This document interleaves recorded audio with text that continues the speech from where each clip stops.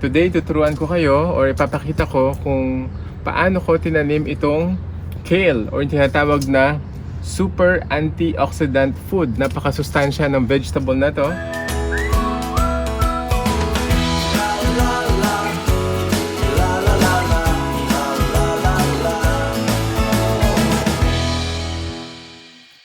Good morning guys! Good morning mga kabady! This is your Tito Mike of Vegetable Gardening and More.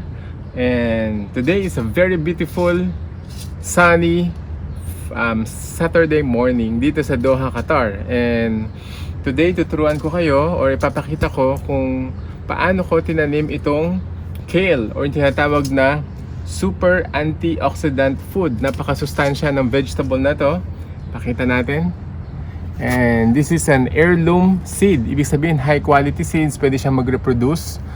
At pwede natin i-harvest yung seed pagkatapos na nag-mature na yung plant. And this is care of my very good friend, si Sir Jel Ramos ng Pinoy Hydroponics, Qatar.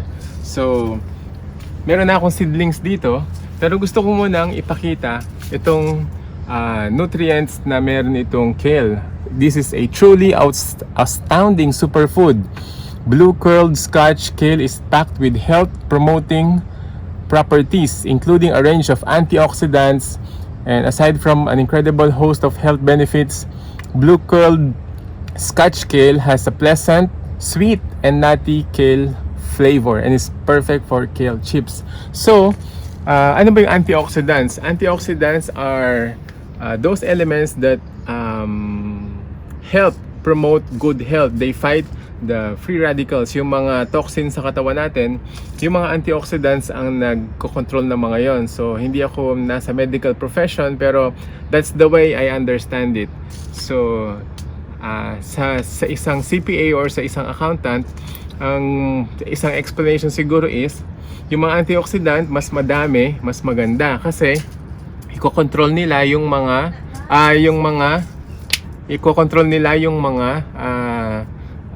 free radicals or yung mga elements na bad sa katawan natin. So, mas madami yung antioxidant, mas maganda. So, that's good for our body. So, come on!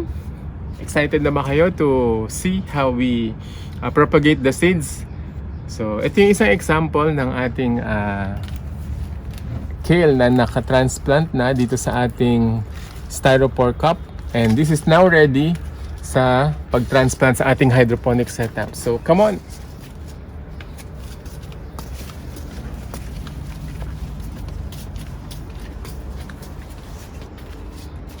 So, bago yan, ipakita natin kung saan natin ito pinapropagate. Pakita natin, Mir. This is where we germinated the seeds. So, kita natin, tumubo lahat sila. Pasadahan mo na, magmula dito hanggang dun. Yan, ang ganda nila. These are now like a week old, 7-day-old seedlings. And some of, ito nga, yung isa, I already transplanted it. So from a tiny seed, pakita natin kung gaano kaliit yung seed muna. From a tiny seed, ganito lang siya kaliit. Wala na, meron pa. From very tiny seeds like this. Yan.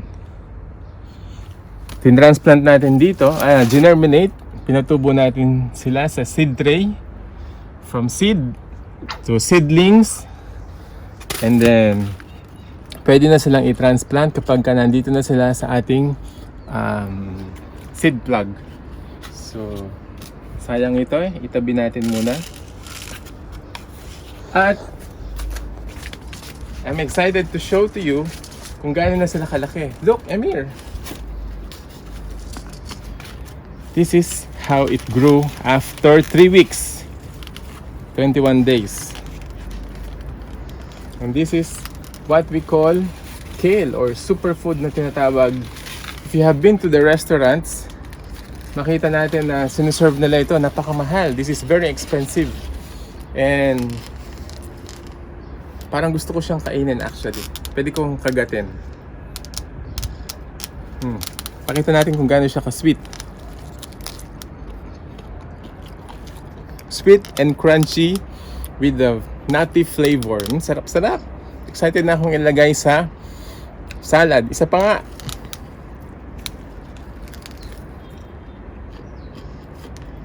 Very nice. Ang sarap-sarap niya. Kakaiba siya. Hindi siya lasang pechay. Hindi siya lasang lettuce. Hindi siya lasang talbos ng kamote.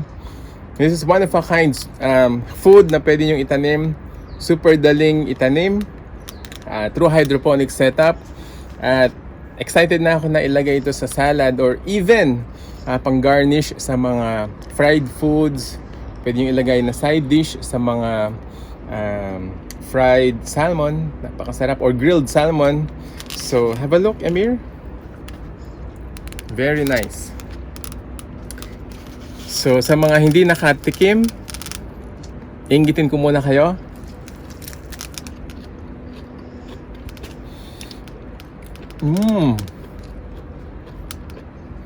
So crunchy with a sweet nutty flavor.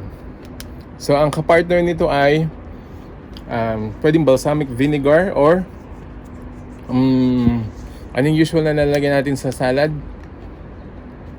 Tama, balsamic vinegar. So olive oil. Pakasarap nito. So come on, bigyan natin kay Mami. Magbe-breakfast na daw kami. Kel, magbe-breakfast na tayo. Tawagin mo kami. Tinatawag mo na kami. Sige. So, see you later, guys. Mamaya, or in the next episode, papakita natin kung paano natin ito pinrepare at nilagay sa ating mga dishes. And we will update you. So, once again, this is your Tito Mike of Vegetable Gardening and More. Sa mga nagtatanong kung paano ito pinalaki through hydroponic setup, I will put the link below para sorry, ang sarap kasi eh. So makita nyo yung link kung paano grow ng isang hydroponic ng plant sa isang hydroponic setup. So few moments later.